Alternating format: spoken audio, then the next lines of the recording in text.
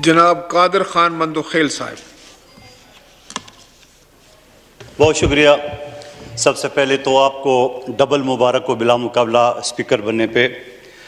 Speaker साहब मेरा मुख्तसर करूँगा, इतना बड़ा गंदे खुज़े में तो नहीं आ सकता कि मैं कोशिश करूँगा थोड़ा घुसेड़ दूँ।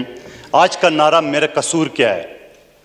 कसूर इस शख्स का ये है, जब पाकिस्तान की तारीख में पहली मर्तबा सुप्रीम कोर्ट ने डिप्टी स्पीकर के रूलिंग के ऊपर 100 मोटो एक्शन लिया है और उस 100 मोटो एक्शन के तहत 5-6 दिन की मुसलसल बहस के बाद ये फैसला हुआ मुत्तफ़क़ा तौर पे 5 जजेस साहिबान का कि डिप्टी स्पीकर के रूलिंग जो है ना वो गैर आइनी है और गैर कानूनी है।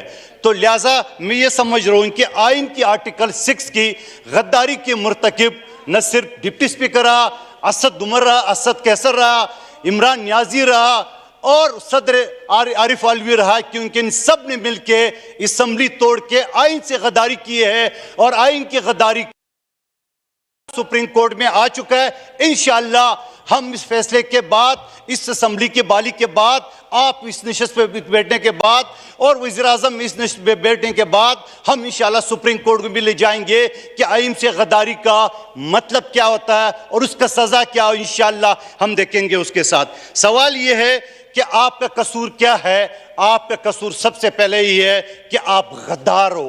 कसूर सबसे पहले आपका यह है कि 18 साल तक यहूदी ने आपको पाला और फिर उसके बाद आपको दामाद बनाया। दामाद बनाने के बाद आपको रियासत मदीना को बदनाम करने के लिए आपको पाकिस्तान भेजा और पाकिस्तान के ऊपर मुसलत की है। और जो कि इस ऐवान ने, अपोजिशन ने, पीडीएम के और तमाम पीपल्स पार्टी के, जब बिलावल भुट्टो जरदारी साहब ने, आसिफ अली जरदारी साहब ने और आदि फरियाल ने 27 फरवरी को जब हम कराची से रवाना हो गए और हम सर पे कफन बांध के और हम इस जदोजहद में निकले हैं, तो उसके बाद अदम एतमाद की तहरीक भी आ गई और पास भी हो गई। क्या आइन के आर्टिकल 95 सब क्लॉज ये नहीं कहता है कि अदम एतमाद आने चाहिए? क्या इसी तरह बलूचिस्तान में 2-3 महीने पहले सूबाई हुकूमत खत्म नहीं हुई है? क्या इसी तरह बलूचिस्तान में पिछले टर्नओवर में सनाउल्लाह ज़ेरी साहब को हुकूमत खत्म नहीं हुई है? तो ये कौन सा गैर आइनी बात है? और जब बात आप कर रहे कि आप हमने लोगों को खरीदा, तो हमारे 177 मेंबरान थे, स्पीकर को छोड़ के, आदिक को छोड़ के 174 हमारे वोट थे। आईनी और जमहूरी तरीके से इस गंद को हमने कुएं से निकाल दिए और अल्हम्दुलिल्लाह हमें इस चीज़ का फ़ख्र है। सवाल यह है जनाब स्पीकर साहब कि तोशा खाना, जब माजी में ये मिसालें देते थे कि हमने ये लिए, फलान ये लिए, आपको किसने इजाज़त दी है कि आप तोशा खाना से सस्ते दामों में है, उस कस्टम की गाड़ियों की तरह कि आप सस्ते गाड़ियों में गाड़ी लेके और शोरों में महंगे दामों में बेचते? आपने 2 करोड़ में तोशा खाना से घड़ी चुराई है, क्लाशिंकोव और दूसरे नेकलेस वगैरह, जो आज भी मेरा एक दोस्त बता रहा था कि लाहौर के ज्वेलर्स ने 18 करोड़ का रसीद दिखाया, जो इन्हीं के फ्रंटमैन ने उनको वो नेकलेस बेचा, वो भी सामने आ जाएगा सारा। सवाल मेरा ये है कि मैं आपके जरिए आपसे ये गुजारिश करूंगा कि माजी में भी हमने बार बार इस चीज़ की दरख्वास्त की स्पीकर से कि तोशा खाना की तफसीलात जो ना इस ऐवान में, असम्बली के फ्लोर पे लाई जाए, ताकि आवाम को पता चल जाए कौन चोर है, कौन गद्दार है और कौन इस मुल्क का मुहिब वतन है। दूसरी मैं गुजारिश करूंगा, जनाब अली मुख्तसरन बात करूंगा। 2018 के इलेक्शन में मैं पीपल्स पार्टी की तरफ से शहबाज शरीफ साहब के मद्दे मुकाबिल था।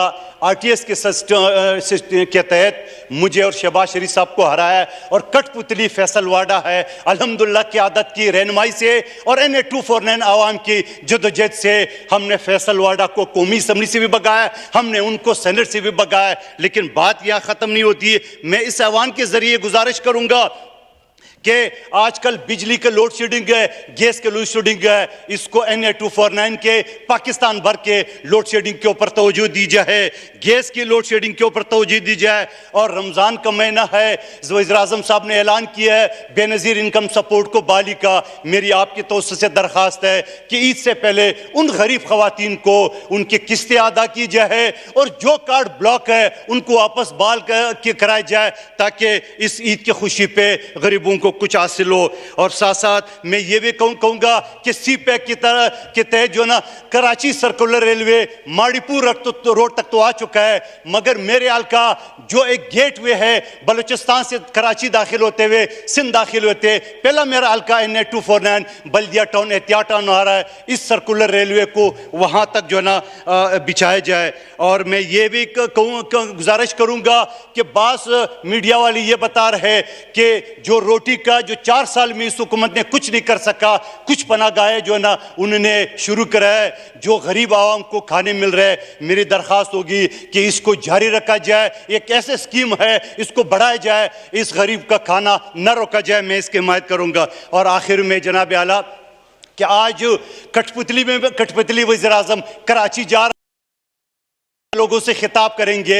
मैंने पीपल्स पार्टी ने NH 249 की आवाम ने इनकी सीट को, इनके कैंडिडेट को 6ठे नंबर पे भिजवाया इस वजह से कि कराची की आवाम आज सवाल करेंगे कि आपने 1100 अरब का जो पैकेज दिए सिंध को वो कहाँ गया, आपने 162 अरब का जो पैकेज दिए वो कहाँ गया, आपने 120 अरब का जो पैकेज दिए वो कहाँ गया। यकीनन कराची की आवाम से सवाल करेंगे। बहुत शुक्रिया जनाब।